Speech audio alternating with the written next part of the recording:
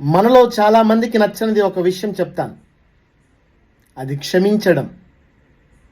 క్షమించడం చాలా మందికి చాలా కష్టంగా ఉంటుంది. క్షమించడం అన్నది దైవ లక్షణం, దేవుడు మాత్రమే చేయగలిగేదన్న విషయాన్ని మీకు గుర్తు చేస్తూ ఉంటున్నాను.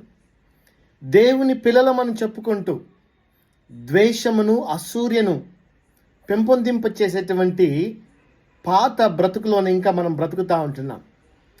యేసుక్రీస్తు ప్రభు ఆయన ప్రేమామయుడని చెబుతూ ఆయన ప్రేమను ఎంత గొప్పగా వర్ణించాడంటే, తాను మానవాళి కోసం కలువరిశిలువలో తన ప్రాణం పెడుతున్నటువంటి తరుణంలో, తండ్రి వీరేం చేయుచున్నారో వీరెరుగరు కాబట్టి వీరిని క్షమించుము అని మన నిమిత్తం ఆయన ప్రార్థన చేశాడు.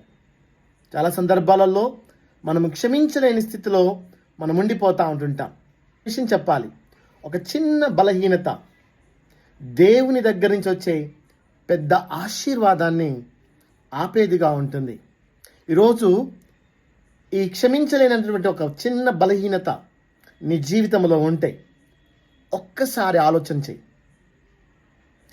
ప్రార్థన చేసేటప్పుడు ఆ వ్యక్తిని క్షమించు మనస్ఫూర్తిగా. God bless you. ఆ తర్వాతకి నువ్వు దేవుని యొక్క అద్భుతాన్ని నీ జీవితంలో చూస్తావు. Thank you.